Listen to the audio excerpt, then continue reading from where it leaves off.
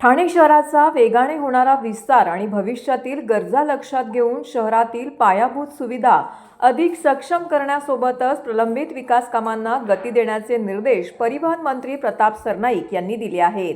Metro alignment, Ghodbunder रोडवरील वाहतूक कोंडी, आधुनिक शूटिंग रेंज, टाउन पार्क, कचरा प्रक्रिया प्रकल्प, नागला बंदर खाडी सुशोभीकरण, क्रीडा सुविधा, रस्ते विकास, स्पॉट टॅक्सी, चौकांचं सुशोभीकरण इत्यादी विविध प्रकल्पांचा त्यांनी सविस्तर आढावा घेतला आहे। ठाणेकरांच्या दैनंदिन जीवनात सकारात्मक बदल घडवणारी विकास कामे वेळेत, गुणवत्तापूर्ण आणि पारदर्शक पद्धतीने पूर्ण झाली पाहिजेत असे स्पष्ट निर्देश त्यांनी संबंधित यंत्रणांना दिले आहेत। ठाणे महानगरपालिकेच्या स्थायी समिती सभागृहात परिवहन मंत्री प्रताप सरनाईक यांच्या अध्यक्षतेखाली आयोजित बैठकीस महापालिका आयुक्त सौरभ राव, अतिरिक्त आयुक्त प्रशांत रोडे यांच्यासह मेट्रो प्राधिकरण, मुंबई महानगर प्रादेशिक विकास प्राधिकरण, सार्वजनिक बांधकाम विभाग, वाहतूक पोलीस, वन विभाग, महाराष्ट्र सागरी मंडळ तसेच विविध संबंधित यंत्रणांचे वरिष्ठ अधिकारी उपस्थित होते। मेट्रो प्रकल्पात नागरिकांच्या हिताला सर्वोच्च प्राधान्य, घोडबंदर रोडवरील कोंडी फोडण्यासाठी कामांना वेग, वाघबीळमध्ये उभारणार आधुनिक शूटिंग रेंज, दिवाळीपूर्व क्रीडा सुविधा, ठाणेकरांच्या सेवेत महापालिकेच्या मालमत्तातून महसूल वाढीवरती भर, स्पॉट टॅक्सी आणि रिंग मेट्रोबाबत समन्वय, सर्व संबंधित यंत्रणांनी परस्पर समन्वय राखून ठाणे शहरातील विकास कामं कालबद्ध, पारदर्शक आणि गुणवत्तापूर्ण पद्धतीने पूर्ण करावीत असे निर्देश यावेळी परिवहन मंत्री प्रताप सरनाईक यांनी बैठकीमध्ये दिले आहेत। त्या वाहतूक कोंडीवर पर्याय म्हणून शिंदे साहेबांनी आताच गेल्या आठवड्यामध्ये एक भूमिपूजन केलं आणि चांगला 200 कोटी रुपयाचा तो प्रकल्प, त्यामुळे वाहतूक कोंडीला सामना भविष्यात सर्वसामान्य जनतेला करावा लागणार नाही। नाही हो, असं होणार नाही। प्रवासी संख्या दिवसेंदिवस वाढत चाललेली आहे। उलट माझं असं म्हणणं आहे की नमो टॅक्सी असू द्या किंवा छावा राईड असू द्या किंवा भारत टॅक्सी असू द्या, ह्या ज्या शासनाच्या धोरणानुसार चालणाऱ्या जर टॅक्सीज आहेत त्या रस्त्यावर उतरल्यानंतर ओला, उबेर, रॅपिडो सारख्या ह्या कंपन्यांना सुद्धा कुठेतरी प्रवाशांच्या बरोबर खेळता येणार नाही। प्रवाशांना सुरक्षित वाहतूक त्यांना द्यावे लागेल। षण्मुखानंद नाट्यगृह सगळ्यात मोठं नाट्यगृह म्हणून मुंबईत परिचित आहे। साधारण 2700 सीटिंग कॅपॅसिटी असलेले नाट्यगृह आहे आणि आपण राज्यातलं सगळ्यात मोठं असं म्हणता येणार नाही, परंतु जवळजवळ 2500 असं क्षमतेचं आणि 252 कोटी रुपये खर्चाचं नाट्यगृह वाघबीळ येथे सुविधा भूखंडावर उभारतोय। राज्य शासनानं सर्व पैसे 252 कोटी 80 लाख रुपये हे ठाणे महानगरपालिकेला देण्याचं मान्य केलं आणि त्यानुसार त्याचे GR सुद्धा पब्लिश झालेले आहेत।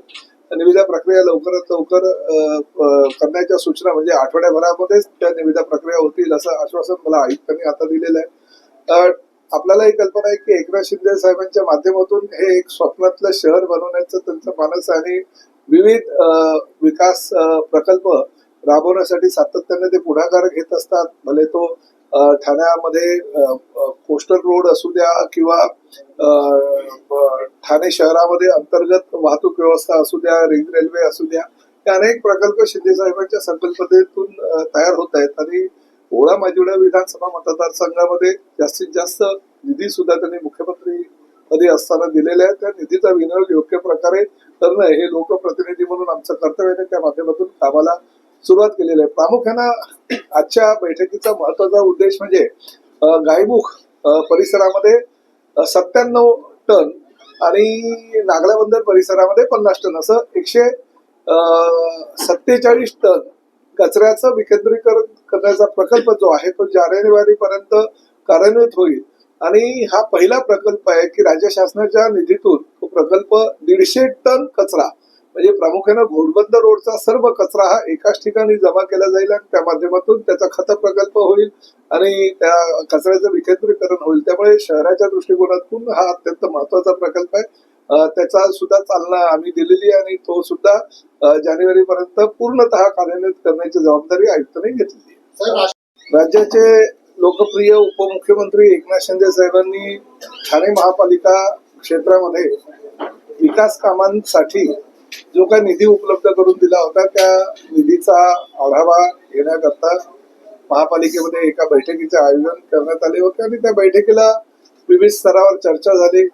ठाण्यातील रिंग रेल्वे प्रकल्प, ठाण्यातील पॉट टॅक्सी प्रकल्प, धर्मवीर आनंद दिघे साहेबांच्या नावानं होत असलेला जिमखाना, विविध ठिकाणी असलेले फुटबॉल टर्फ, तरण तलाव, वाघबिळे येथे होत असलेलं शूटिंग रेंज, त्याचबरोबर आप्पासाहेब धर्माधिकारी नाट्यगृह, असे विविध प्रकल्पाचा आढावा घेण्यात आला. त्या प्रकल्पाला लवकरात लवकर चालना मिळावी आणि त्या माध्यमातून सर्वसामान्य जनतेला ती खुली व्हावी. प्रामुख्याने तरण तलाव आणि फुटबॉल टर्फ जे आहे ते दिवाळीपूर्वी लोकांना आणि प्रामुख्याने शालेय विद्यार्थ्यांना त्याचा फायदा व्हावा यासाठी त्याचं लोकार्पण लवकरात लवकर करावं असा सूचना मी आयुक्तांना दिल्या आणि त्या पद्धतीनं आयुक्तांनी कामं विविध अधिकाऱ्यांना वाटून दिली आणि लवकरात लवकर साधारणतः दिवाळीपूर्वी हे सगळे लोकार्पणाचे कार्यक्रम पूर्ण होतील अशी ग्वाही मला दिली. साहेब, सगळ्यात मोठं